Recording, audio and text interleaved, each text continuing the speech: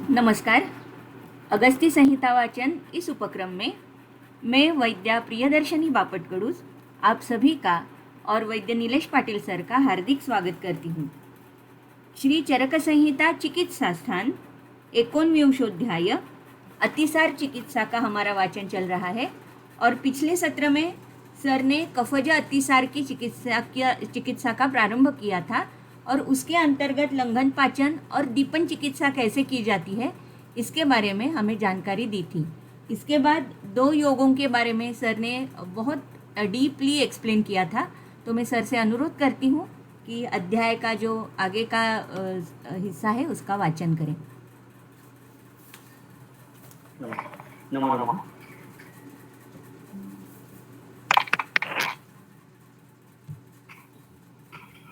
कफज अतिसार की चिकित्सा हमने शुरू की थी और इसी 104 सूत्र नंबर जो उससे पहले ही हमने देखा था कि लंघन पाचन से भी अगर कफज अतिसार का शमन ना हो तो उसके लिए कफघ्न उपचार करने चाहिए।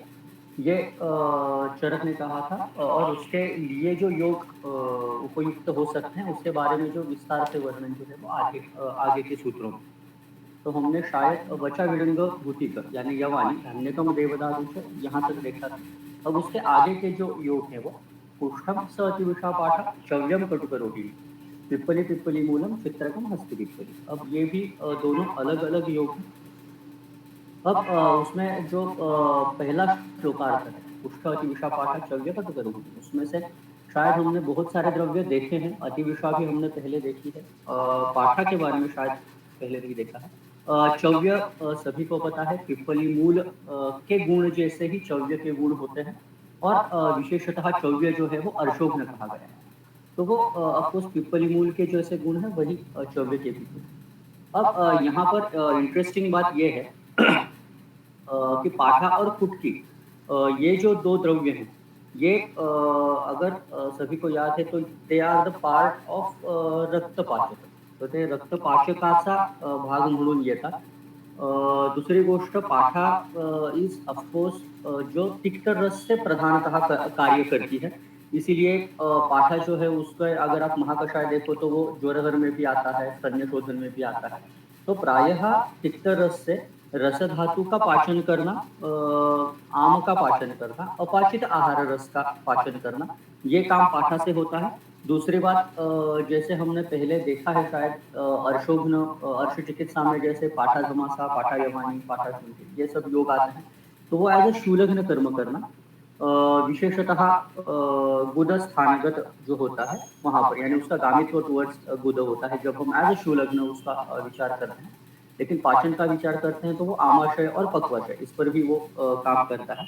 तो पाठा जो है वो तिक्त रस से पाचन करना शूलग्न कर्म करना और विदाउट डाउट संग्रहण करना क्योंकि वो तो यहाँ पर अभी करना ही है क्योंकि कफज अतिसार का अनुबंध आगे रहेगा। सो दैट इज अबाउट पाठा। अतिविषा हमने पहले देखा है ऑलरेडी। कुष्ठ जो है यहाँ पर it again comes as a part of a कफघ्न चिकित्सा क्योंकि सी कुष्ठ इज नॉट लाइक अ द्रव्य जो हम सभी को जो अभी यहाँ पर प्रैक्टिशनर हैं कुष्ठ अतिसार में या फिर अतिसार जैसे व्याधियों में जो डाइजेस्टिव डिसऑर्डर जिसे हम बोलते हैं उसमें एक्टिवली यूज करने वाला द्रव्य नहीं। तो इसीलिए पहले भी जैसे ऊपर कर्कट शुंगी का विचार हमने किया था वैसे ही कुष्ठ यहाँ पर मोर ऑफ जिसे आप बोल सकते हो कफघ्न के तौर पर यहाँ पर आता है। लेकिन it is not just that कुष्ठ इज ऑल्सो आस्थापनोपग महाकषाय मेंबर। तो आस्थापनोपग कर्म भी वो करता है। तो दोषों को जो कोई कफ पक्वाशयगत है और जो अपक्व है ऐसे कफ को बाहर निकालने के लिए भी कुष्ठ जो है वो मदद करेगा। सो कुष्ठ इज मैंने जैसे कहा इट इज नॉट अ कफ शमन। जब हम ये कफज अतिसार में कुष्ठ यूज कर रहे हैं इट डजंट वर्क लाइक कुष्ठ शमन, इट मोर एक्ट्स लाइक कफ निरूहण। तो पक्वाशय से जो कुछ बाकी द्रव्यों से जैसे फॉर एग्जाम्पल समझो अतिविषा है, पाठा है, कुटकी है, चव्य है, इनके वजह से जिस कफ का विलयन हो चुका है उसको बाहर निकालने के लिए मदद करने वाला द्रव्य कुष्ठ होगा। सो ये दोष प्रत्यनीक भी है और उसके साथ साथ उस कफ का निरूहण करने वाला बाहर निकालने वाला भी द्रव्य है। और नीचे वाला संयोग सभी को पता है कि जैसे पंचकोल होता है उसके जैसे ही एक दो द्रव्य अलग है। पिप्पली पिप्पली मूलम चौव्य चित्र का नागरी, ऐसे पंचकोल होता है तो वैसे ही पिप्पली पिप्पली मूलम चित्र का और हस्ती पिप्पली है।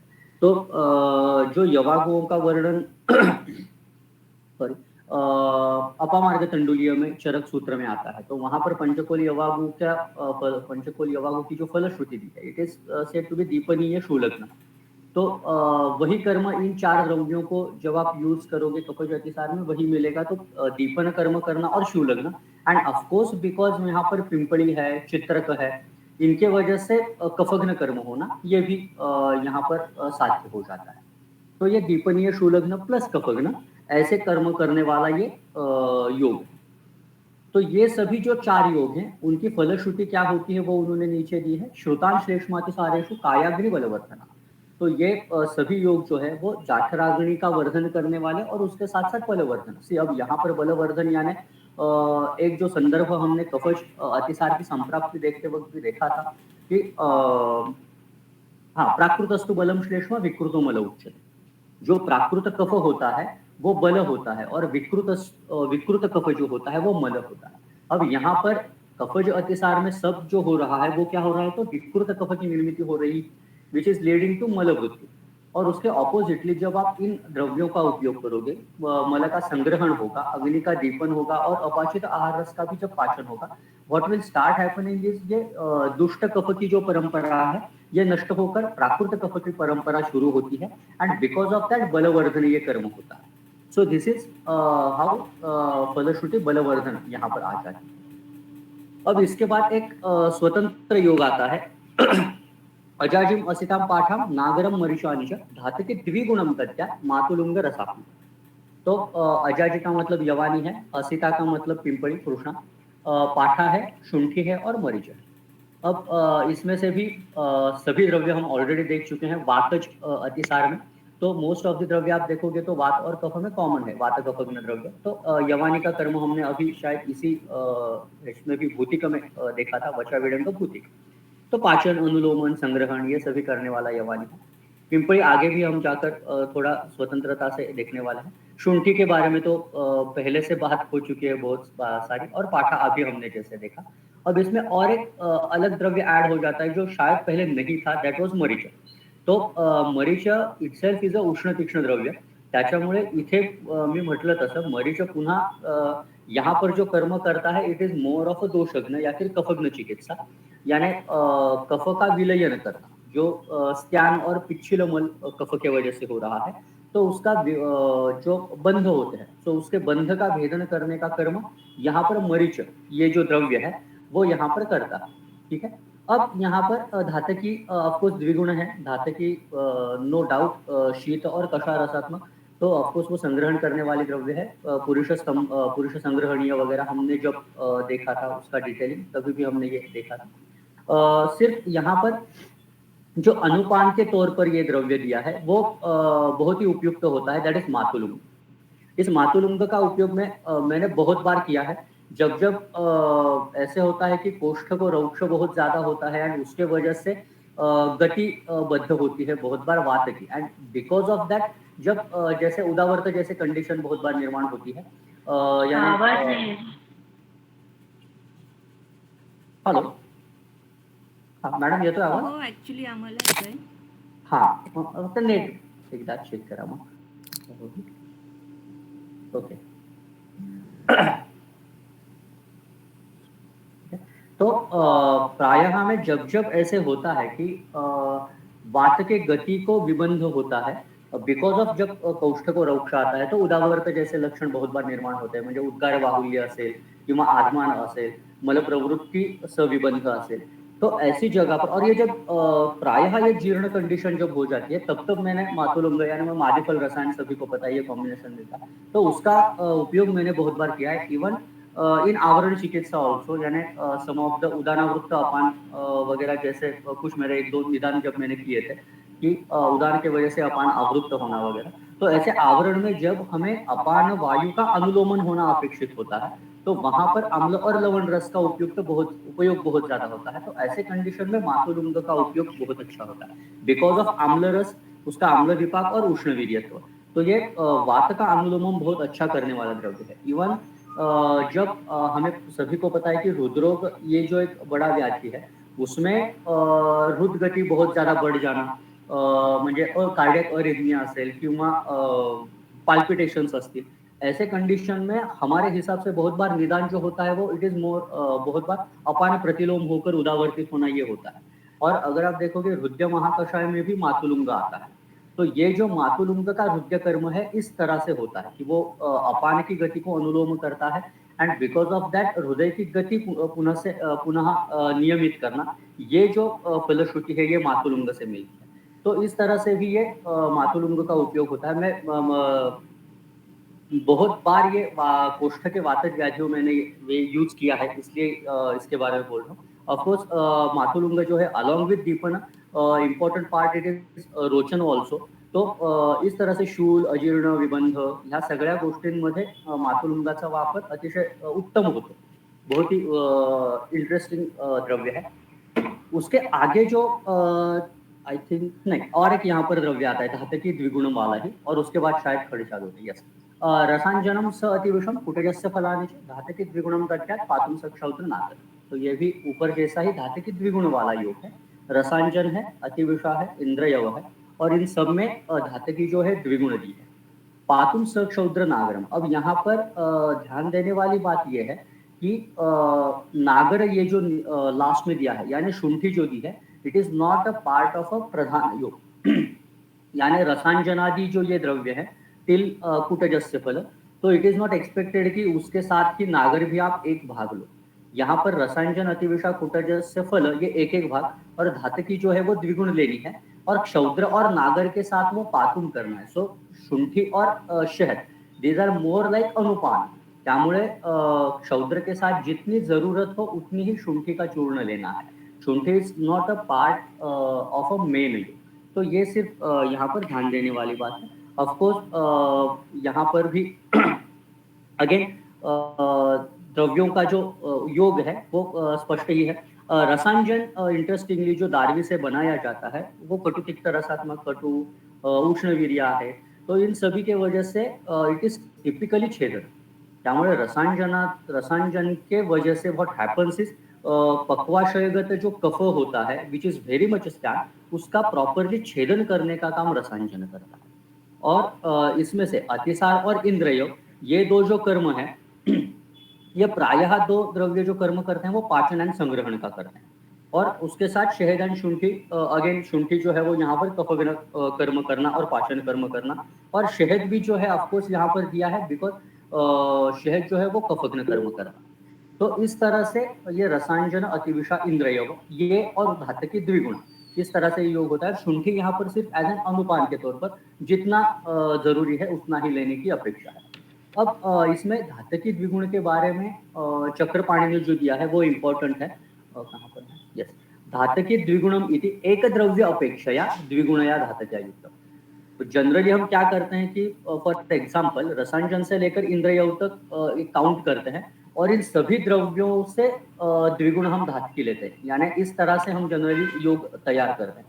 यहाँ पर चक्रपाणि ये बताते हैं कि धातकी द्विगुण का मतलब इस पूरे ऊपर के द्रव्यों को एक साथ करके उसके द्विगुण धातकी नहीं लेनी है, एक द्रव्य की अपेक्षा द्विगुण लेनी है। यानी रसांजन, अतिविषा, कुटजस्य एक एक एक भाग लेना है, और धातकी is not to be taken at 6 भाग but it is to be taken at 2 भाग। ओके, तो ये एक इंपॉर्टेंट भाग यहाँ पर दिया है। ऑफकोर्स ये इसलिए कहा है उन्होंने स्पेसिफिकली बिकॉज अगर आप इसको 6 पार्ट्स लोगे तो वो बहुत ज्यादा संग्रहण हो जाएगा और कफग्न कर्म नहीं होगा। यहाँ पर कफग्न कर्म होने की अपेक्षा है because what will happen is धातकी का इतना अगर प्रकर्ष हो जाए तो वो कषाय और शीत गुण के वजह से विबंध ज्यादा निर्माण करेगा। एंड फॉर दैट मैटर उन्होंने बोला है कि सिर्फ द्विगुण करना है, यानी वो एक द्रव्य की अपेक्षा से वो द्विगुण करना है। तो ये एक ध्यान देने वाली बात से जो चक्रपाणि ने स्पष्ट की। उसके आगे जो है 109 से लेकर 111 के सेकंड लाइन तक ये जो है ये सभी खड़, ये जो आहार कल्पना हमने पहले भी देखी थी, जो आम्ल रस और औषधी द्रव्यों को एक साथ मिलाकर म्हणजे थोडंसं चटणी किंवा लोणची अशा प्रकारचे जे योग असतात तशा प्रकारचा खड ये जो आहार कल्पना है उसके लिए उन्होंने इन द्रव्यों का उपयोग करने के लिए बोला है। तो यह भी स्पष्ट है, यानी संग्रहण और पाचन इस प्रकार से ही है। धातकी नागरम बिल्वम लोध्रम पद्मस्य केशरम जम्बुत्वक नागरम धान्यम पाठामोच रसोबला समंगाधातकी बिल्व मध्यम जम्बु आम्रयोः त्वचः कपित्थानि विडंगाणि नागरम मरीचानि च चांगेरी कोरतकलांगा चतुरस्थान कफोत्तरे श्लोकार्ध विहितांतद्यात सस्नेह लवणांतरा। ते इम्पोर्टेंट बात यह है कि ये सभी जो विशेषण विशेष्य जो होते हैं वो एक विभक्ति में ही आते हैं, इसीलिए श्लोकार्ध विहितान, खडान, सस्नेह लवणान आणि चतुरस्थान। तो इसीलिए ये समझना है कि ये चार चूर्ण नहीं है, ये सभी चारों को खड़ के रूप में यूज करना है। और उसके लिए आम्ल द्रव्य कौन से यूज करने हैं, तो चांगेरी है, कोल है और तक्र है। इनके साथ इन द्रव्यों को मिक्स करके उनका खड़ बनाकर उसमें स्नेह और लवण ये दो चीजें ऐड करके फिर वो कफोत्तर अतिसार में देना है, ऐसे उन्होंने कहा। अब द्रव्य का विचार करोगे तो वो ऑलमोस्ट सभी द्रव्य हम पहले भी देख चुके हैं। धातकी है, शुंठी है, बिल्व, लोद्र और पद्मकेशर। तो अगेन पाचन और संग्रहण यही विचार यहाँ पर है। आगे भी वही है, जम्बुत्वक, शुंठी, धान्यक है, पाठा, मोचरस और बला। मोचरस भी हमने लास्ट टाइम मैडम ने वगैरह भी जैसे कहा था, पच्छावस्तु में वगैरह जैसे यूज होता है, तो संग्रहण करने वाला अतिशय उत्तम द्रव्य है। पला, कारण मैंने जैसे कहा कि पिच्छावस्तु में यूज नहीं किया है, लेकिन मोचरस मैंने बहुत ही बार गृहिणी में और अतिसार में सभी व्याधियों में अभ्यंतर बहुत बार यूज किया है। समंगा लज्जालु है, धातकी है, बिल्व मध्य है, जम्बो और आम्रत्वक, ये भी दोनों टिपिकली संग्रहण करने वाले, तो ये संग्रहण है। और आगे वाला जो योग है वो थोड़ा दीपन की ओर ज्यादा झुकता है रादर देन संग्रहण। तो कपित्थ है, विडंग है, नागर है और मरीच है। तो ये दोनों दीपन और कफग्न काम करने वाले ये कपित्थादि योग। इन चारों को भी स्वतंत्रता से खड़ के कल्पना में कफोत्तर अतिसार में इनको उपयोग करने के लिए चरक जी कहते हैं। आगे उन्होंने दो द्रव्य स्वतंत्रता से यूज करने के लिए बोला है। कपित्थ मध्यम लीढ़वातु सव्योषक क्षौद्र शर्करम और कटफलम मधुयुक्तम व मुच्यते जठराम। अब ये दोनों अलग अलग दिए हैं, तो इसका कुछ ना कुछ कार्मुकत्व समझना जरूरी होता है। कपित्थ जो होता है सभी रे अन्न स्वरूप विज्ञानीय वगैरह अध्याय जो होते हैं वाग्भट के भी और चरक के भी पढ़े हैं कि कपित्थ जो हम यूज करते हैं वो आम कपित्थ नहीं यूज करते। पक्व कपित्थ जो होता है वही अपेक्षित होता है, जो संग्रहण का कर्म करता है। कपित्थ मेनली ऑफकोर्स यहाँ पर अपेक्षित क्या है, तो पहले हमारा टारगेट क्या है, तो कफ अतिसार है। तो नो डाउट वात और कफ ये दोषों पर जाने वाला ये कपित्थ द्रव्य, ये इम्पोर्टेंट। हाँ मैडम, तुम्ही म्यूट करू शकता का? गायत्री केंद्र, गायत्री मॅडम प्लीज म्यूट.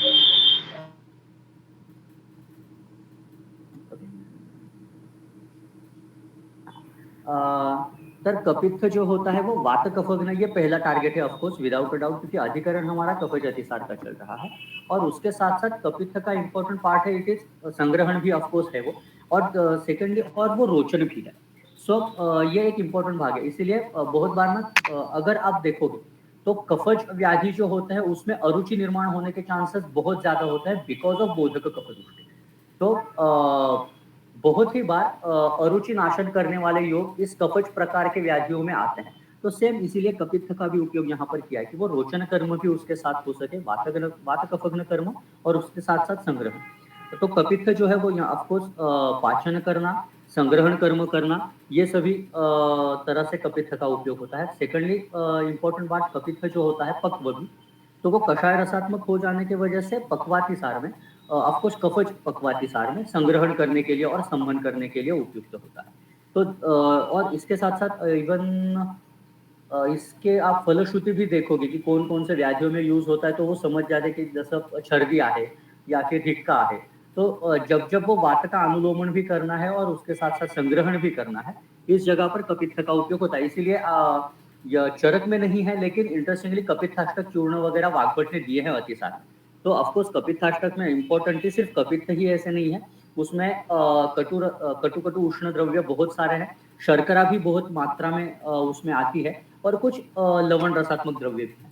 ऐसे कपित्थाष्टक नाम का बहुत ही बड़ा संयोग जो है वो वाग्भट ने दिया है, और उसके बाद फिर शायद दाढ़ीमाष्टक भी उसके साथ ही आ जाता है।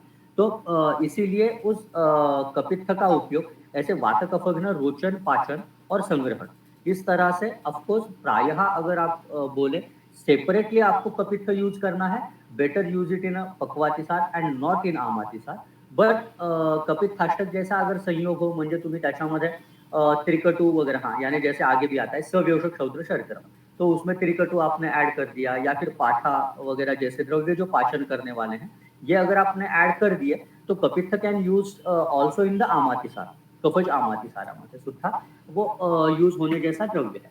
सो कपित्थ का लेहन भी उन्होंने बोला है कि त्रिकटु क्षौद्र शर्करा के साथ किया जाए. तो ऑफकोर्स त्रिकटु और क्षौद्र इसका मेन टारगेट है तो कफघ्न कर्म करना, कि कपित्थ के वजह से जो संग्रहण हो रहा है उसके साथ साथ वो कफघ्न कर्म भी हो जाए. और शर्करा प्रॉबली यहाँ पर जो है, क्योंकि से यहाँ पर अभी पित्त का कोई अनुबंध है नहीं. क्षौद्र शर्करा, क्षौद्र तंडुलोदक, ये अनुपान कहाँ पर आता है? पित्तातिसार में और रक्तातिसार में.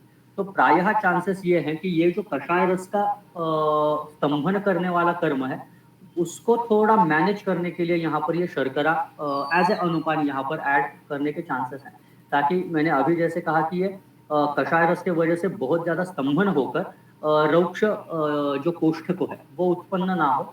तो उसके लिए शायद ये त्रिकटु क्षौद्र के इसके साथ साथ थोड़ी शर्करा भी उन्होंने ऐड करने के लिए बोली है. और दूसरा जो द्रव्य एकेरी उन्होंने बोला है दैट इज कटफलम मधुयुक्तम वा मुच्यते जठरामय. और कटफल जो है वो शहद के साथ. इट इज टिपिकली कफघ्न चिकित्सा, म्हणजे ती पण आहेच, कफवातघ्न पण आहे आणि संग्रहण पण आहे. कारण आठवत असेल हमने ये पहले भी देखा है कि कटफल हमने रक्तातिसार में भी देखा था. कटफल इज इंक्लूडेड इन अ संधानीय महाकषाय. तो ये कटफल जो है वो ऑफकोर्स संधान करने का कर्म करता है, लेकिन at the same time it is कफवातघ्न. सो ये कटफल का उपयोग जो है वो कफज अतिसार में कफघ्न चिकित्सा के तौर पर और पीपन के तौर पर किया जा सकता है. अब उसके आगे तीन एकेरी द्रव्य अगेन आते हैं. जैसे ऊपर कपित्थ और कटफल का निर्देश हुआ और उनकी अवस्था हमने देखी. उसके साथ साथ दो इंपॉर्टेंट, और इसको मैंने थोड़ा इलेबरेट जरूर किया है. कणाम मधुयुताम पीतवा तक्रम पीतवा सचित्रकम जघ्वा व बाल बिलवानी मुच्यते चटकामय. तो ऑफकोर्स बिल्व के बारे में बोलने की जरूरत नहीं है. तो ऊपर वाले जो दो द्रव्य हैं वो इंपॉर्टेंट है. कणाम मधुयुताम पिंपड़ी शहद के साथ, या फिर चित्रक जो है वो तक्र के साथ. ऐसे उन्होंने दो द्रव्य दिए. अतः ऐसे है कि जब जब ऐसे कोई अगेन जैसे हमने कपित्थ का भी ट्राई किया, कटफल को भी ज्यादा समझने का प्रयत्न किया, वैसे ही पिंपड़ी और चित्रक ये अकेले दिए हैं. इसका मतलब इससे कुछ विशेष कर्म होना अपेक्षित होगा चरक को, इसीलिए उन्होंने कहा है. तो इसको मैंने मेरे बुद्धि से कैसे, जैसे हमने वो शतावरी और इंद्रयोग सिद्ध गुरुत्व के बारे में भी कैसे देखा था कि इसके पीछे रीजन क्या हो सकता है, कि पिप्पली की अवस्था क्या हो सकती है और चित्रक की अवस्था क्या हो सकती है. इसका मेरी तरफ से मैंने जो प्रयत्न किया है वो आपके सामने है. डिफरेंस पिप्पली और चित्रक के गुणों में अगर आप देखोगे so that is of a विपाक. जो पिप्पली का विपाक जो है वो मधुर है, लेकिन चित्रक का विपाक जो है वो कटु है. दोनों में समान कर्म कौन से अगर है तो महाकषायों में पिंपड़ी और चित्रक बोथ आर इंक्लूडेड इन दीपनी एंड तृप्ति. त्यामुळे वो अग्निदीपन भी करेंगे. और तृप्ति हमने जैसे कहा कि कफ के वजह से जब आमाशय में उपलेप स्वरूप की संप्राप्ति होती है तब जाकर तृप्ति नाम का व्याधि होता है, बिकॉज ऑफ उपलेप एंड गुरु गुण ऑफ कफ. तो ऐसे कफघ्न कर्म करने के लिए तृप्तिघ्न महाकषाय आता है. तो उसमें भी पिंपड़ी और चित्रक आते हैं. और सभी को ये भी पता है कि ये दोनों को रसायन कहा गया है. यानी पिंपली का वर्णन तो चरक की रसायन चिकित्सा में आता ही है. चित्रक का एज अ रसायन का वर्णन वाग्भट में उत्तर तंत्र में, जहाँ पर रसायन अध्याय है सेकंड लास्ट, तो वहां पर चित्रक को भी वाग्भट ने रसायन कहा है. तो these are common things among पिप्पली एंड चित्रक. बट डिफरेंस कहाँ पर आने लगता है बिकॉज ऑफ गुण एंड अवस्था, बिकॉज ऑफ मधुर रस नहीं, सॉरी ये मिस्टेक हो गई, मधुर विपाक की वजह से व्हाट हैपन्स इज मल का सरण होता है, आस्थापनोपग कर्म होता है. म्हणजे इथे पिंपळी जो होती है वो मधुर विपाक से सृष्ट विणमूत्र ये कर्म करने वाला पिप्पली होता है. बट बिकॉज चित्रक इज तीक्ष्ण, इट इज नॉट लाइक कि वो सिर्फ मल को सरण करेगा या फिर सृष्ट करेगा. इट एक्ट्स लाइक मल भेदन. एंड सेकंडली डिफरेंस बिटवीन पिप्पली एंड चित्रक, चित्रक इज पित्त वृद्धिकर. पिप्पली बिकॉज वो मधु विपाकी है वो पित्त को ज्यादा बढ़ाती नहीं। इसीलिए अगर आप कफज अतिसार में अगर इन दोनों की अवस्था देखो, so where we can use it, जब कफ वात वृद्ध है लेकिन पित्त सम है या फिर नातिदुष्ट है, यानी पित्त बहुत खराब नहीं है या फिर सम अवस्था में है, उस अवस्था में हम पिप्पली का उपयोग कर सकते हैं। एंड ऑन द कॉन्ट्ररी, जब कफवात वृद्ध है लेकिन पित्त क्षीण है, अब पित्त क्षीण का मतलब होता है उसका द्रव गुण ज्यादा बढ़ जाना और उसका उष्ण तीक्ष्ण गुण कम हो जाना। जैसे हम सद्रव पित्त और निर्द्रव पित्त के बारे में बोलते हैं, तो जैसे चित्रक यूज कब हो सकता है, जब द्रव गुण बहुत ज्यादा पित्त का बढ़ चुका है और उष्ण तीक्ष्ण गुण बहुत कम हो चुका है, जो हम पाचक पित्त में भी बोलते हैं त्यक्त द्रवत्वम पाकादि कर्मणा अनलशक्ति। ऐसे पित्त का द्रवत्व त्याग करके उसका उष्ण और तीक्ष्ण गुण बढ़ाकर पाचन बढ़ाना, इस अवस्था में चित्रक का उपयोग ज्यादा होता है। इसीलिए क्लिनिकली अगर देखा जाए तो कफज अतिसार ही है लेकिन उसमें वात के वजह से विबंध हो रहा है, ऐसी अगर अवस्था है तो पिप्पली का उपयोग होगा। और on the contrary, rather than विबंध, यानी विबंध ज्यादा नहीं है लेकिन जो मल प्रवृत्ति है वो बहुत ही ज्यादा स्त्यान पिच्छिद सप्रवाहन है, रादर देन सविबंध, ठीक है। तो ऐसे अवस्था में चित्रक का उपयोग तक्र के साथ ज्यादा उपयुक्त होगा। सो दिस इज एक अवस्था पिंपली की और चित्रक की क्या हो सकती है चरक अपेक्षित, वो सिर्फ देने का यहाँ पर मेरा प्रयत्न है। पुन्हा मी म्हटलं तसं हे असंच असेल, यानी सिर्फ ऐसे ही ये कर्म करता होगा ऐसे नहीं है। गुण वीर्य से युक्ति प्रमाण से इसके पीछे विचार क्या हो सकता है ये मैंने रखा है, क्योंकि सी अल्टीमेटली होता ये है कि मोस्ट ऑफ द टाइम है ये सभी द्रव्य हम एक साथ यूज करते हैं जैसे पंचकोश है, ठीक है। लेकिन चरक ने इस सूत्र में उनको अलग अलग बोला है कि कर्ण आपको मधु के साथ यूज कर सकते हो, चित्रक तक्र के साथ यूज कर, इसका मतलब आप एकल द्रव्य चिकित्सा भी इस ऐसे कर सकते हो, तो उसकी अवस्था हमें पता होनी चाहिए, ठीक है। इसीलिए ये एक्सप्लेन करने का प्रयत्न। बाण बिल्वम गुड़म तैलम पिप्पलीम विश्व भेषजम लीहात वाते प्रतिहते सशूल प्रवाहिता। तो यहाँ पर कफज अतिसार में भी जब कफ के वजह से वात का अवरोध हो जाता है, उसको आवरण हो जाता है, तब प्रॉब्लम क्या हो जाता है कि सशूल मल प्रवृत्ति होती है, सप्रवाहण मल प्रवृत्ति होती है। तो ऐसे अवस्था में क्या यूज कर सकते हैं, तो ये योग है। अब ये स्पेसिफिक अवस्था है, यानी कफज अतिसार में ही वात के वजह से सशूल सप्रवाहण मल प्रवृत्ति है। तो उसमें उन्होंने जो द्रव्य बोले हैं वो बिल्व एंड शुंठी, ये दो भेषज द्रव्य, और उसके साथ पिंपली, और आहार द्रव्यों में से गुड़ एंड तैल, ये दो द्रव्य आ जाते हैं। तो बिल्व, पिंपली एंड विश्व भेषज तीनों भी दीपन पाचन संग्रहण और अनुलोमन करने वाले द्रव्य हैं। और उसके साथ साथ गुड़ तैल जब आप उसको यूज कर देते हो, सो गुड़ तैल का फायदा ये होता है कि बिकॉज ऑफ गुड़ तैल स्त्रंसन का कर्म बहुत ईजी हो जाता है।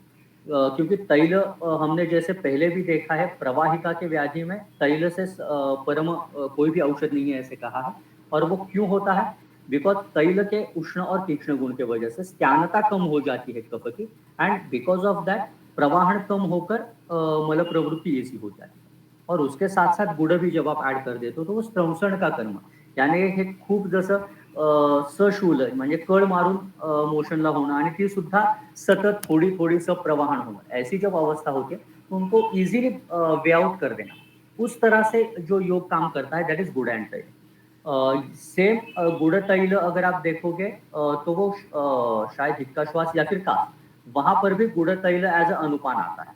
तो तिथे सुद्धा ज्यावेळी कफाचा चिकटपणामुळे कफ जब पिछल और स्टैंड होता है और वात की गति को कुछ ना कुछ तकलीफ होती है, तब आप गुड़ तैल यूज कर सकते हो। इवन शुष्क कास में भी गुड़ तैल का उपयोग होता है।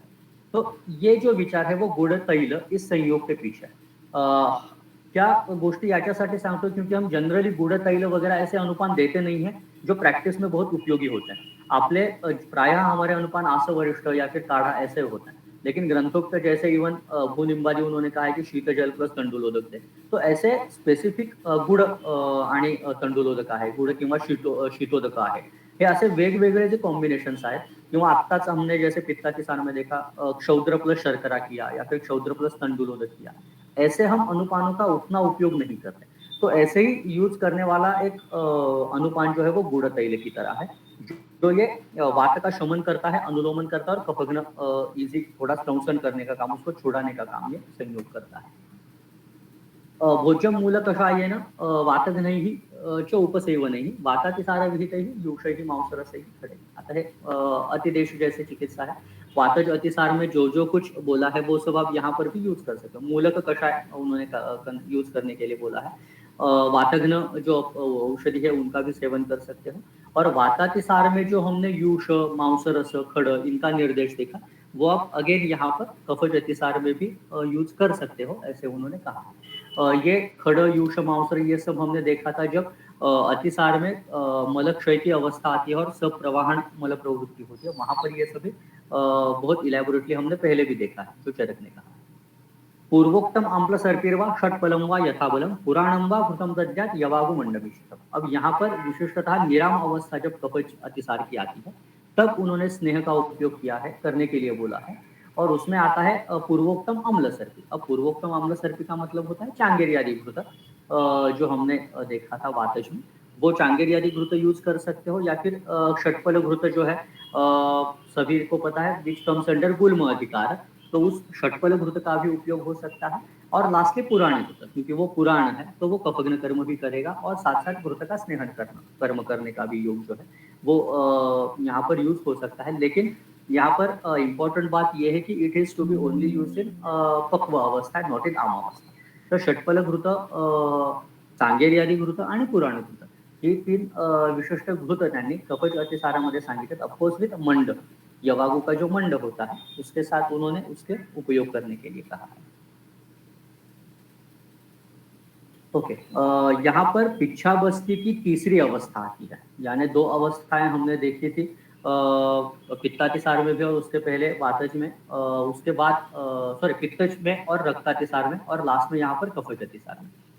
तो वातश्लेष्म विबंधे वा कफे वा अतिस्रवत्यपि शूले प्रवाहिकायां वा पिच्छाबस्तिं प्रयोजयति। तो जब वात और कफ का विबंध हो, that is the first thing. Second parameter वो बोल रहे हैं कफे व अतिस्रवत्यपि, या फिर मल कम है लेकिन कफ ही का बहुत ज्यादा स्त्राव हो रहा है, ये दूसरी अवस्था। एंड तीसरी शूले प्रवाहिकायाम, या फिर सशूल और सप्रवाहन मल प्रवृत्ति हो रही हो, तो पिच्छावस्थी का उपयोग करना चाहिए। सो ये तीन विशिष्ट अवस्थाएं हैं इन कफज अतिसार to use for as an indication for पिच्छावस्थी। ठीक है, म्हणजे बहुत ज्यादा कफ का ही स्राव हो रहा है, वात और कफ का विबंध है, या फिर शूल और प्रवाहिका है। ये अगर लक्षण तीनों में से कोई भी अवस्था हो तो कफज अतिसार में पिच्छावस्थी जो है वो उसका योग हो सकता है। पिप्पली बिल्व कुष्ठानां शतावहा वचयो अपि कल्कैः सलवणैः युक्तम पूर्वोक्तम सन्निधापय। आता है वस्ती योग आहे तोच। पुन्हा पिप्पली बिल्व कुष्ठ, शतपुष्पा आणि वचा। ओके, ये सभी कल्क जो है वो सलवणैः युक्तम पूर्वोक्तम सन्निधापय म्हणून आधी सारखे त्यांचं म्हणजे त्यांनी खालती दिले बघा टीकेमध्ये पूर्वोक्तम इति अत्रैव पूर्वोक्तम पिच्छावस्थिम पिप्पल्यादी कल्कैः युक्तम सन्निवापय। तो पिच्छावस्थी जी आहे त्याच्यामध्येच ही कफग्न जी द्रव्य आहे ती त्याच्यामध्ये ऍड करून टाकायचे विथ लवण आणि त्याचा बस्ती द्यायचा आहे। प्रत्यागते सुखम स्नातम कृताहारम दिनात्यये बिल्वतैलेन मतिवान सुपोषणेन अनुवासे। और ऑफकोर्स ये निरोहबस्ती जैसे ही आगे का प्रयोग करना है कि उसका प्रत्यागम जब हो जाता है तो स्नान करके, आहार करके, एट द एंड दिनात्यय सभी को पता है इन द इवनिंग बिल्व तैल का जो है वो सुपोषण अनुवासन दिया जाए। अब बिल्व तैल वगैरह इसका कर्म स्पष्ट है। आगे वाला जो है वो थोड़ा अलग है। वचांत ही अथवा कल्क ही तैलम पक्वा अनुवासये बहुशः कफ वातार्थ तथा स लभते। वचांत ही कल्क ही यानी ऊपर ही हमने ये जो द्रव्य देखे थे पिप्पली, बिल्व, कुष्ठ, शतावह आणि वचा, इनका कल्क करके उस कल्क से सिद्ध किया हुआ जो तैल है उससे भी आप अनुवासन दे सकते हो, ऐसे उन्होंने कहा है। और उससे फलश्रुति क्या मिलेगी? बहुशः कफ वातार्थ। कफवात प्रधान अवस्था से जब अतिसार में कोई लक्षण हो तो इस ऐसे अवस्था में rather than just going for बिल्व तैल यू कैन यूज पिप्पल्यादि सिद्ध अनुवासन, ऐसे उन्होंने कहा है। अब अगर याद होगा तो हमने पित्तज अतिसार देखा था, तब भी हमने अनुवासन के कुछ योग देखे थे। तो उसको मैंने सिर्फ कंपेयर करने का यहाँ पर प्रयत्न किया है कि क्या क्या विचार हो सकता है। पित्तज अतिसार में एक जो अनुवासन का संयोग था दैट वाज शतावरी, शतपुष्पा, यष्टि एंड बिल्व। कफज अतिसार में अभी हमने जो संयोग देखा, यू विल सी कंटेंट कौन कौन सा है, पिप्पली है, बिल्व है, कुष्ठ है, शतपुष्पा एंड वचा है, बिकॉज कफग्न कर्म करना है और उसके साथ साथ प्रवाहन यानी वात के वजह से जो विबंध है उसको भी कम करना है, इसलिए ये संयोग आता है।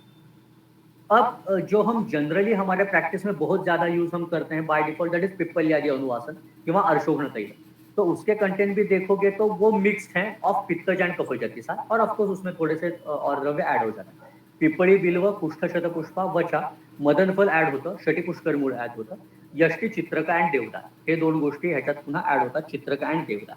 ठीक है, सो अगर आप देखोगे तो कफज और पित्तज ऐड करके और थोड़े अर्शोघ्न द्रव्य ऐड करके, ओके, यानी चित्रक जैसा अर्शोघ्न द्रव्य है और मदन फल जैसा और ज्यादा दोष निरोहण वाला जो द्रव्य है वो उन्होंने ऐड करके पिप्पल्यादि अनुवासन तैयार किया है। लेकिन अगर आपको याद है हम जो डिस्कस कर रहे थे कि what is expected by Charak is की मंदानाम व्यवहाराय बुधानाम बुद्धि होते, कि ये महाकषाय हो या फिर कोई भी क्लासिकल प्रिपरेशन हो, ये किस लिए दिए हैं, ताकि हमारा व्यवहार चल सके। इसका मतलब ये नहीं कि आप अकॉर्डिंग टू व्याधि, अकॉर्डिंग टू व्यक्ति पर्सनलाइज्ड मेडिसिन आप नहीं कर सकते। तो जो मेरे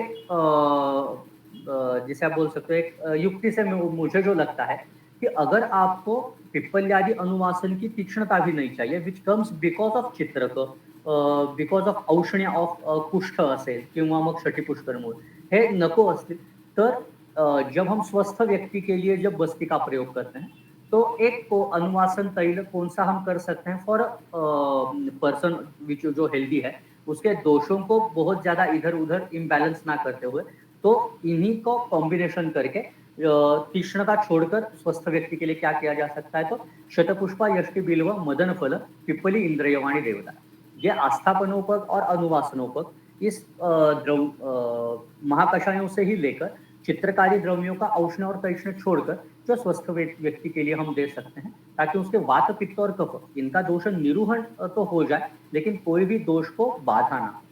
तो ये एक मेरा विचार जो है वो इन सभी से लेकर यहाँ पर अभी शतावरी इसलिए नहीं आती क्योंकि शतावरी पित्त अतिसार में स्पेसिफिकली यूज की गई है रक्त प्रसादन के लिए और पित्त प्रशमन के लिए। यहाँ पर हमें पित्त प्रशमन या फिर दाह, तृष्णा शमन ऐसी चीजों का उपयोग नहीं, तो इसीलिए वहां से सिर्फ शतपुष्पा, यष्टि, बिल्व की अपेक्षा फिर कफग्न कर्म होने के लिए पिप्पली होता है, मदन फल होता है और उसके साथ साथ इंद्रिय और देवदार, इनका अगर आप कॉम्बिनेशन करते हो ये सिद्ध तैल एज अ स्वस्थ व्यक्ति के लिए अनुवर्तन करने के लिए, अनुवासन के लिए हम यूज कर सकते हैं। ठीक है, ये सिर्फ इसलिए आगे रखा है कि ग्रंथोक्त ही योग जो है उनका हम अंशांश विकल्पना से विचार करके हमारे हिसाब से हम कोई अलग संयोग कैसे कर सकते हैं, not just limited to the classical preparation, क्योंकि शायद सभी को ये मैंने पहले भी बोला होगा कि ऐसे कि चरक काल के जो हेतु हैं या फिर बृहत्त्रयी के काल के हेतु हैं और आज के जो हेतु हैं इनमें बहुत डिफरेंस है। व्हाट हैपन्स इज आज के हेतु बहुत ज्यादा संकीर्ण हो चुके हैं, वो बहुत ज्यादा कॉम्प्लेक्स हो चुके हैं। म्हणजे आपलं आता असं झालंय की आपण वी आर नॉट एकान्न, म्हणजे सिर्फ एक प्रकार का ही अन्न खाते हैं ऐसे नहीं होता, हम 2-3 चीजें 5 चीजें मिक्स करके खाते हैं और वो एक काल में खाते हैं और फिर दोपहर का खाना कुछ खाकर फिर रात में कुछ और ज्यादा अलग खा लेते हैं। तो ऐसी जब अवस्थाएं आती है तो ऑफकोर्स जो दोषों की संप्राप्ति है, दोषों की अंशांश विकल्पना है, it is also going to be संकीर्ण। सो जब हम चिकित्सा करते हैं we cannot limit our self just to the classical preparation, let it be panchakarma, let it be शमन द्रव्य। त्यामुळे अशा वेळी युक्तिपूर्वक हमें अंशांश विकल्पना समझकर इनमें अलग योग बनाकर वो रुग्ण में यूज करना जरूरी है। अगर हम ऐसे नहीं करेंगे तो जो हम एक सामान्य सिद्धांत बोलते हैं जो चरक ने कहा है, व्याधि मूल विपर्ययेन उपचरन्तः, व्याधि का उपचार जो होता है वो मूल विपर्य, मूल का यहाँ पर अर्थ होता है हेतु विपरीत, यानी अगर हम सिर्फ फॉर एग्जाम्पल समझे वातज कोई व्याधि है इसलिए हम सिर्फ ग्रंथोक्त यूज करना है, इसलिए सिर्फ एरंडी मूलादि निरोह यूज करना, it is not like that. सिर्फ प्रॉब्लम असा है कि आता अगर उस रुग्ण में हेतु ही समझो ट्रैवलिंग है फॉर 30 और 40 किलोमीटर और उसके साथ साथ वो बाहर का भी खाना खा रहा है, रात में सो भी नहीं रहा है, ऐसे वक्त इट डजंट, प्रॉब्लम ये हो जाता है कि ये हेतुओं से जो कुछ संप्राप्ति हो रही है probably it will not get भेदन, उस संप्राप्ति का भेद नहीं होता होगा अगर सिर्फ आप ग्रंथोक्त समझो एरंड मूलादि ही यूज करो। तो आपको कल्क द्रव्य, क्वाथ द्रव्य, इनमें कुछ ना कुछ युक्तिपूर्वक चेंजेस करके अंशांश विकल्पना को तोड़ने वाले कुछ ना कुछ योग आपको बनाने पड़ेंगे। सो ग्रंथ का ठीक से अभ्यास अगर हम योगों का करें तो उससे आज के हेतु के विपरीत जो योग हैं वो हम बना सकते हैं। इसीलिए ये जो हमने कफ ज्योतिषार, पित्त ज्योतिषार और अर्श में अनुवासन देखे हैं, इनको मिक्स करके हम इस काल में स्वस्थानुवर्तन अनुवासन कौन सा बना सकते हैं, ये सिर्फ एज एन एग्जाम्पल यहाँ पर दिया था इन कंटेक्स्ट ऑफ द अतिसार चिकित्सा। तो दिस इज अबाउट अनुवासन इन जिसे हम बोल सकते हैं कफज अतिसार की चिकित्सा में, जो आफ्टर पिच्छावस्थी उन्होंने कहा है। अब इसके बाद जो है again it is giving importance to स्थान एंड गिविंग इम्पोर्टेंस टू स्थानिक दोष, दैट इज वात। कि अगर आपको याद है तो सेम इसी प्रकार का सूत्र पित्त ज्योतिषार में भी आया था। जस्ट ये सूत्र एक बार देख लेते हैं। स्वे स्थाने मारुतः अवश्यम वर्धते कफ संशय सवृद्धः सहसा हन्यत् तस्मात् तम त्वरया जय। जब कफ ज्योतिषार में बहुत ज्यादा कफ क्षीण हो जाता है तो बिकॉज वात जो है वो स्थानिक दोष है, उसका प्रकोप बहुत ज्यादा हो जाता है और उसको अगर आप आत्तिक चिकित्सा के तौर पर जल्दी ना जीते तो सहसा हन्यत्, तो एकदम वो मृत्युकर हो सकता है। इसीलिए वो कहते हैं कि कफ क्षय के बाद अगर वात प्रकोप हो तो उसको जल्दी जीता जाए, उसको निग्लेक्ट ना किया जाए।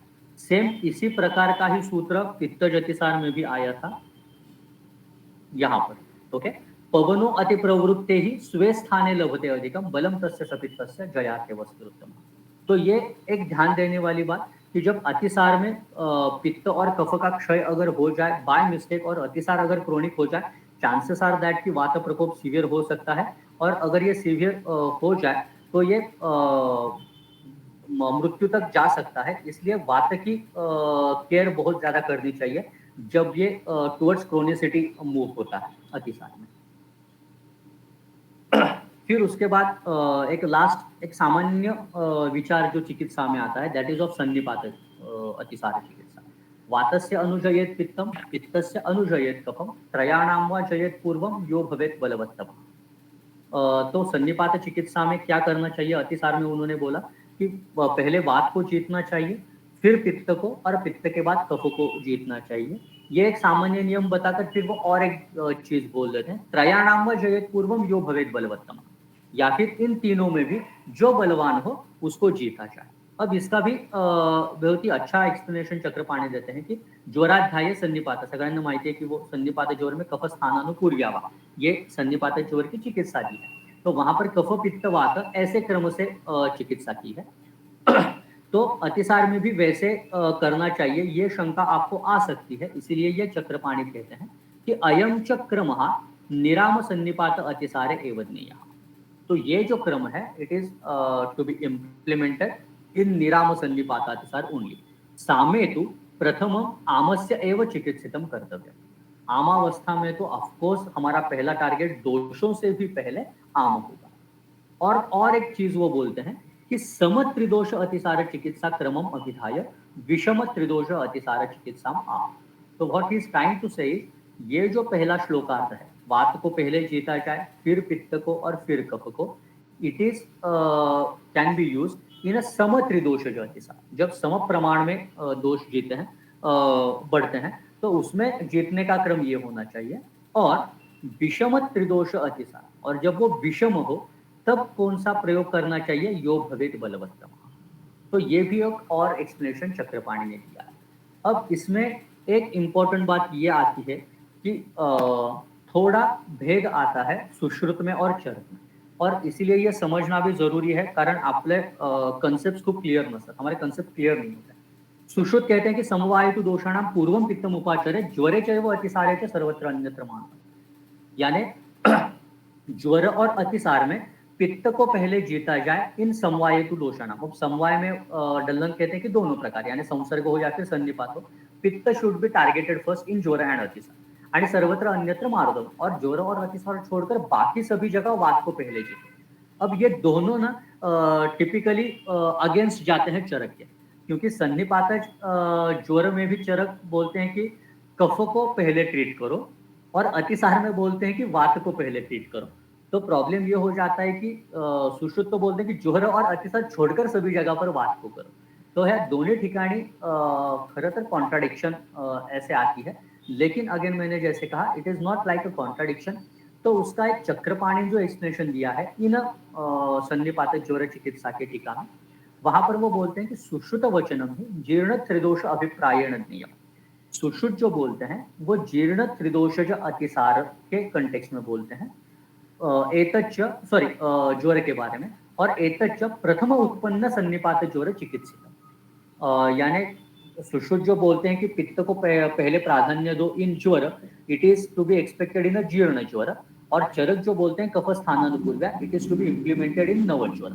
But it is definitely not acceptable explanation. क्योंकि ये जो सूत्र 161 आता है इट कम्स अंडर अगेन अतिसार चिकित्सा.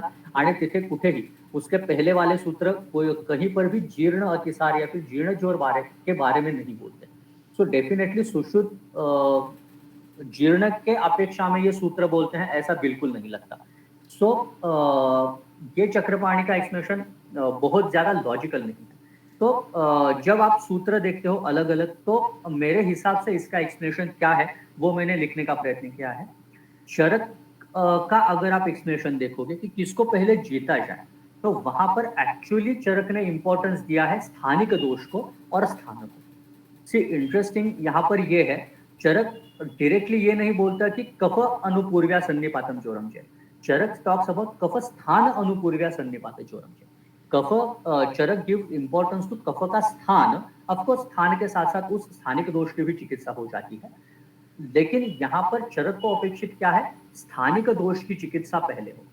सेम जब अतिसार में वो बोलते हैं वातस्य अनुजयत पित्तम और पित्तस्य अनुजयत कफम. यहाँ पर भी हमने अभी दो सूत्र जो देखे थे कि स्वे स्थाने मारुतः अवश्यम प्रकुप्यते, कि वात जो है वो अपने स्थान में प्रकुपित होने के चांसेस बहुत ज्यादा होते हैं. तो again Charak is targeting a स्थानिक दोष फर्स्ट रादर देन आगंतु दोष. ठीक है. सो ये एक इंपॉर्टेंट एस्पेक्ट है कि चरक जब बोलते हैं कि ज्वर में सन कफ स्थानानुपूर्व्या या फिर अतिसार में वातस्य अनुजयत पित्तम, जो कॉन्ट्राडिक्टरी लगता है सुश्रुत से, वहां पर चरक इज टारगेटिंग मोर टुवर्ड्स स्थानिक दोष एंड स्थान. और सुश्रुत जो है उस व्याधि में जो प्रधान दोष हो सकता है उसको इंपॉर्टेंस ज्यादा देते हैं. क्योंकि सभी को पता है ज्वर is not going to be without पित्त, म्हणून मग पित्त प्राधान्य होता है, इसलिए सुश्रुत इंपॉर्टेंस देते हैं पित्त दोष को. अतिसार प्रायः प्रायः जो हमारे पास आते हैं रुग्ण वो पित्त प्राधान्य से आते हैं रादर देन वात एंड कफ. तो अतिसार में भी पित्त दोष की संप्राप्ति का इंपॉर्टेंस बहुत ज्यादा होता है, क्योंकि पित्त और अग्नि का संबंध है, पाचक पित्त और अग्नि का संबंध है. इसीलिए सुश्रुत बोलते हैं कि आप पित्त को इंपॉर्टेंस दो इन अतिसार. तो ये एक एक्सप्लेनेशन. और secondly what we can implement is, जब समसन्निपात हो, यानी वात पित्त और कफ ये तीनों भी सम प्रमाण में प्रकुपित हो, then you can apply the principle which is told by चरक. म्हणजे आधी जर ज्वर असेल आणि समसन्निपात असेल, यू शुड स्टार्ट विथ कफ. और समसन्निपात है और अतिसार है, यू शुड स्टार्ट विथ वात रादर देन पित्त एंड कफ. और अगर विषम सन्निपात है यानी ऊपर नीचे है, then you can apply the principle which is given by सुश्रुत. म्हणजे दोषांचं वर खाली वाढलेले आहे. असं करताना मग ऑफकोर्स आपण काय करू शकतो, तर जो प्रधान दोष आहे, म्हणजे आता ज्वर पित्ताशिवाय नाही म्हणजे की त्याला पित्ताचं किंवा अतिसारामध्ये पित्त प्राधान्य कळतं, तर मग पित्ताला प्राधान्य आहे. ओके. सो फॉर मी जब सुश्रुत बोलते हैं कि ज्वरे अतिसारे उत्तम पूर्वम उपाचरे, it has given more importance to प्रधान दोष and it can be used in विषम सन्निपात.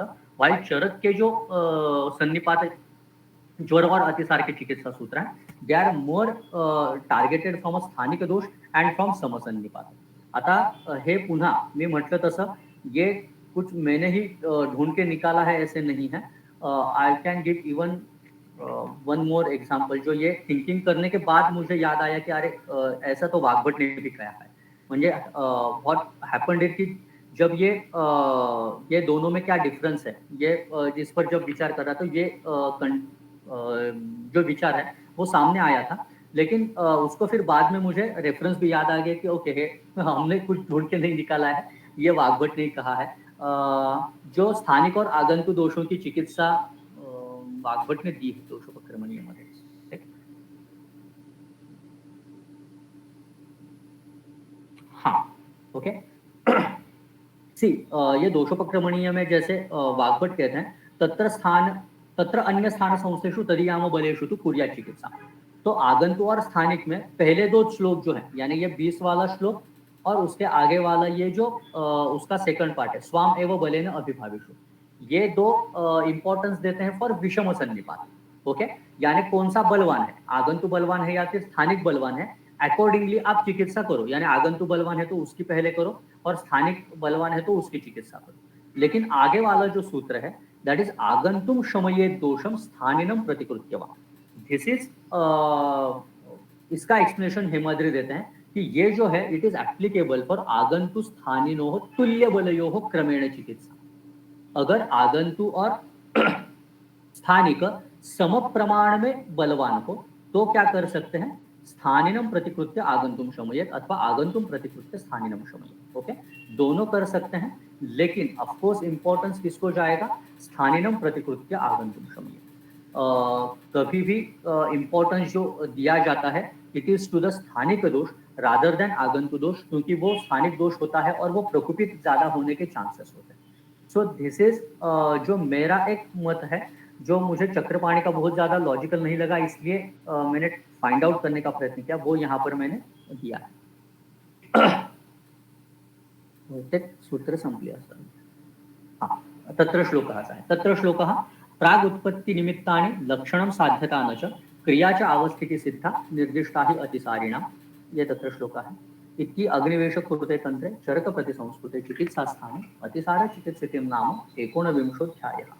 तो फक्त ह्याच्यात जाता जाता काही कुछ इंपॉर्टेंट चीजें जो हैं संहिता अध्ययन करते वक्त जो मुझे लगी वो सिर्फ आगे मैंने कही है. This is one of the quotes जो मुझे बहुत अच्छे लगते हैं. Ayn Rand is one of my favourite writers. But जैसे जब आप कुछ देखने लगते हो तो सभी जगह आपको आयुर्वेद दिखने लगता है. वैसे मैंने जब ये कोट पढ़ा था तो मुझे व्हाट आई रिमेंबर वॉज अधिकरण तंत्र युक्ति. त्यामुळे why I giving quote here और why I am talking about अधिकरण here is because जब आप कोई भी कंसेप्ट बृहत्त्रयी से पढ़ते हो तो वहां पर अधिकरण छोड़ना नहीं चाहिए. ये ध्यान देने के लिए ये कोट मैंने डाला है. आपल्याला झालंय असे की युक्ति प्रमाण हमको आयुर्वेद ने दिया है, तो हमारा प्रॉब्लम ये हो जाता है कि हम कोई भी संकल्पना उठाकर कहीं पर भी जोड़ देते हैं and we try to find out the answer, which is totally wrong. So what she has said is, whenever you tear an idea from its context and treat it as though it is a self-sufficient and independent, you invalidate the thought process in it. Okay? ज्यावेळी चरक कृमी चिकित्सा ही विमान स्थानात सांगतात त्यावेळी त्याच्या मागे काहीतरी thought process involve असते. ओके, कृमियों को चरक विमान स्थान में बोलते हैं, नॉट इन चिकित्सा स्थान. तो उसके पीछे कोई विचार होता है. व्यायाम का वर्णन जब चरक दिनचर्या में ना देकर न वेगान धारिणी में देते हैं, there is some thought process involve. Don't try to take it out of that अध्याय विदाउट अधिकरण and use it as a self. Okay, म्हणून चरकातून कृमि चिकित्सा असं त्याला फक्त बघायचं नाही. कृमि चिकित्सा ही विमान स्थान में कही गई है, तो उसके पीछे थॉट प्रोसेस समझकर उसका अभ्यास करना चाहिए. It has to be there. अगर ऐसे नहीं होता है तो व्हाट हैपेंस इज कि हम टेक्स्ट बुक जैसे अभ्यास करते हैं. म्हणजे फॉर एग्जांपल समझो हमें हृदय का अभ्यास करना है तो हम सुश्रुत से भी कुछ रेफरेंस लेते हैं, वाक से लेते हैं, चरक से लेते हैं, उसका एक पेज पर छाप देते हैं and then we try to learn the हृदय. व्हाट प्रॉब्लम हैपेंस इज कि उन्माद अपस्मार में जब हृदय का निर्देश आता है, कोष्ठांग में जब हृदय का निर्देश आता है और मर्म चिकित्सा में जब हृदय का निर्देश आता है, they has to be learned separately because वहां पर हृदय के पीछे थॉट प्रोसेस अलग अलग इन्वॉल्व है. That's why it is very much important. आगे जाकर भी जब आप कोई भी संहिता पढ़ोगे और संकल्पना समझने का प्रयत्न करोगे, don't take it out of context. जिस अधिकरण में जिस अध्याय में दिया है उसके पीछे कुछ ना कुछ रीजन होता है, तो वो पहले समझो. देन अगर आपको लगे कि उसका अतिदेश करना चाहिए तो आप कर सकते हो. तो please don't take any concept, कोई भी संकल्पना संहिताओं से आउट ऑफ कंटेक्स्ट लेकर उसको जोड़ने का प्रयत्न मत करो. It most of the times it leads to misunderstanding. आपल्या कन्सेप्ट डेफिनेटली गोळ होत जातात. संहिताओं को ठीक से समझने के लिए ये एक इम्पोर्टेंट बात है, इसलिए ये सिर्फ जाते जाते मैंने लिखी है। And this is what I personally believe कि संहिताएं जो होती है they definitely answer to your questions. What you have to do is you have to think it yourself and you have to ask संहितास टू हेल्प। ओके, तो जैसे हम वो बोला जातं की God help those who they help themselves, म्हणजे काय, देव स्वतः येऊन तुम्हाला मदत नहीं करणार है, तुम्ही स्वतःची मदत केली तरच देव मदत करणार है। वैसे ही संहिताओं को होता है। अगर आप संहिता जो होते हैं उनका अभ्यास करोगे तो ही संहिताएं आपको मदद करने वाली है। So that this thing which we should remember whenever we, क्या होता है क्योंकि आजकल क्या हुआ है कि बहुत सारे आयुर्वेद की चीजों को हम, अरे हे काय उगाचच सांगितलं, याला काय अर्थ नाहीये, हे तर आता जुनं झालंय, हे ऐसे चीजें आजकल स्टार्ट हुई हैं। लेकिन it is not like that. चरक जब कोई भी एक संकल्पना बताते हैं उसके पीछे बहुत एक डीप थॉट होता है। Rather than just neglecting it, यार नहीं ये तो यूजफुल आजकल नहीं है, इसको विचार करने से पहले इसका यूज क्या हो सकता है, इसका अगर आंसर हम फाइंड आउट करने का प्रयत्न करेंगे तो संहिताओं से और ज्यादा हेल्प हमें मिलेगी। तो we have to think it ourselves, हमें आत्मबुद्धि का प्रयोग करना जरूरी है, ये याद रखना चाहिए। तो ही हमें अनुक्त और लेशोक्त इनका हमारा अध्ययन हो सकता है। Okay, so thank you madam.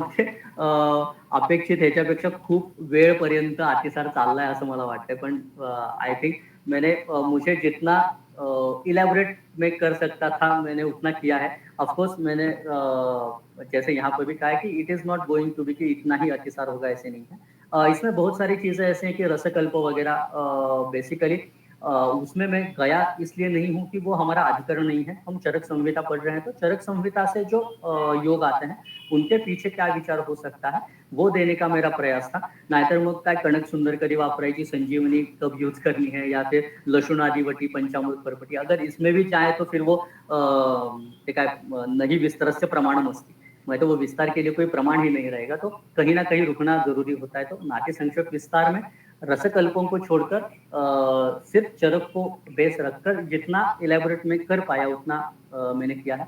So at last मैं तुलसी मैडम को फिर से धन्यवाद देना चाहूँगा कि उन्होंने मुझे संधि दी बोलने की अभी आपके सभी के सामने, क्योंकि it is very my genuine emotions की जब जब हम सिखाते हैं तो हम खुद बहुत ज़्यादा चीज़ें सीखते हैं।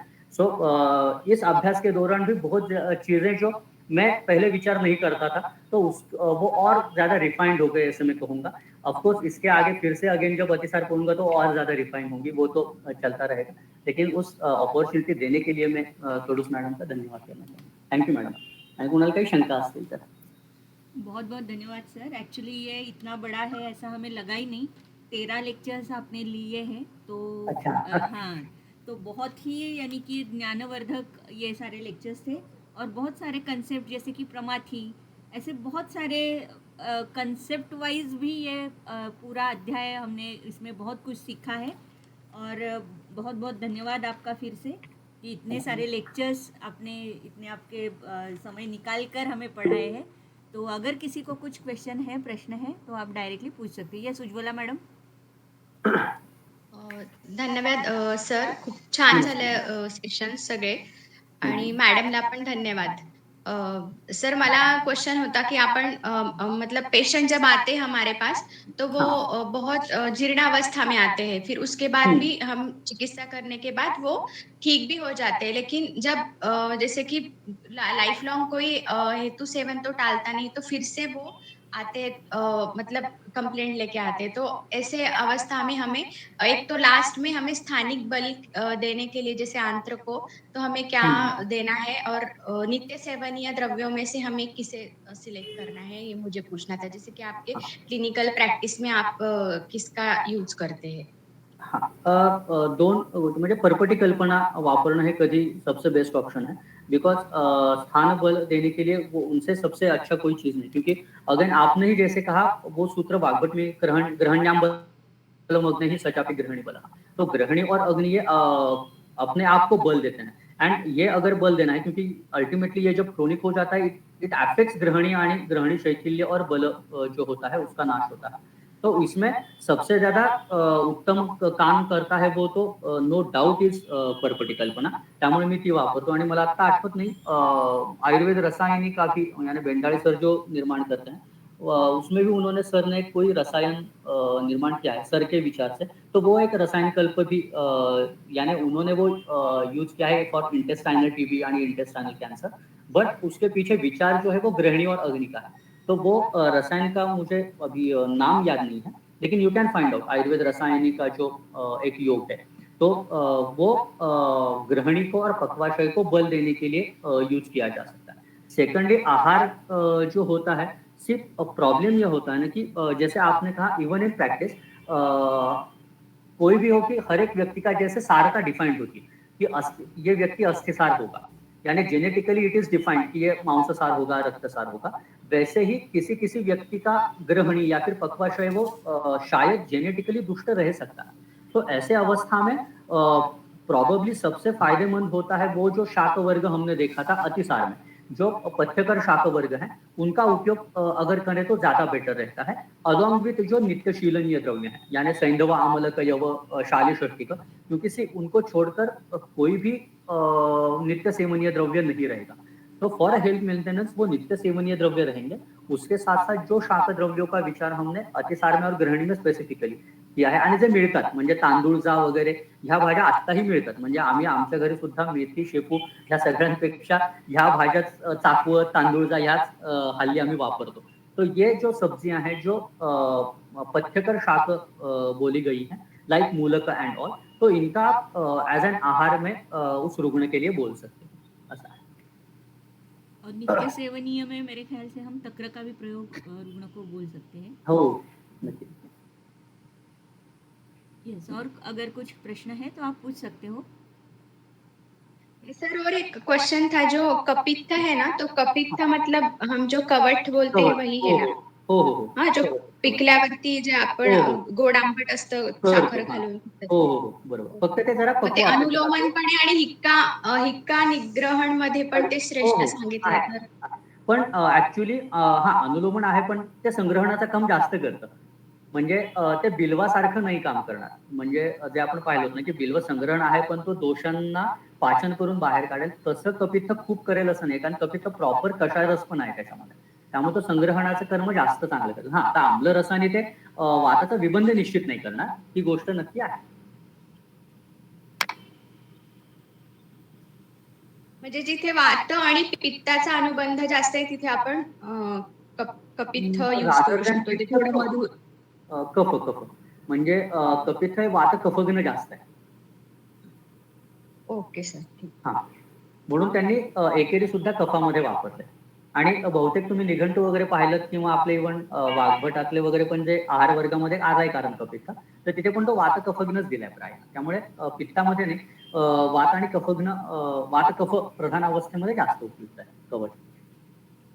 हो सर, ते मला कन्फ्यूज का झाला, कारण की थोडं ते कषाय रसात्मक हो पण हो असतं, पण आम्ल पण आहे, ते आम्ल आम्ल असतं. होय होय रसात्मक होय पण आहे. पण होय. मग कफघ्न कसं सांगितलं असं म्हणून मला कन्फ्यूज झालं नाही होतं की तेच उष्णवीर्य पण कपित्थ आहे आहे. ते. कारण ते उष्णवीर्य पण आहे आणि कषायाचं रौक्ष पण असतं. तसं आहे. बरं सर, थँक्यू. हा. मेरे हॅलो ख्याल से हाँ हॅलो हाँ बोला. हा सर मला एक विचारायचं होतं की तुम्ही ते मातुलुंग हो. आम्ल धर्माचं असल्यामुळे अनुलोमन असं म्हटलं, पण त्याच्याबरोबर काहीतरी योगाचं तुम्ही बोलला त्यावेळेस माझं मिस झालं, तर ते थोडं तुम्हाला सांगता येईल का? हा नाही योग म्हणजे जो प्रैक्टिकल मी खूप जास्त मातुलुंगाचा वापर केला तो मादीफल रसायन के तौर पर, और वो बहुत अच्छा काम करता है. म्हणजे ज्यांना ज्यांना हे आपण ते टिपिकली भास्कर लवण हिंगवाष्टक असं वापरत राहतो ना, आणि मग ते उसको यूज करके भी बहुत बार चूर्ण बहुत ज्यादा यूज करते तो उससे फायदा नहीं होता. तो ऐसे कंडीशन में मादीफल रसायन से या फिर आपको अगर मातुलुंग डायरेक्टली स्वरस में मिल जाए तो वो अनुपान से बहुत अच्छा फायदा होता है. ओके, अनुलोम थँक्यू. ते आणि हृदय तर उत्तमच काम करतं बाय डुईंग वन अनुलोम. थँक्यू. हो. मेरे ख्याल से और प्रश्न नहीं है. चालेल. बहुत बहुत धन्यवाद सर, लेकिन आपका सहयोग ऐसे ही आगे हमें चाहिए. ऐसे मैं अभी से आपको रिक्वेस्ट कर रही हूँ. चालेल, तो चालेल. यस, तो मेरे ख्याल से अभी हम रुकेंगे. फिर से एक बार आपका धन्यवाद सर.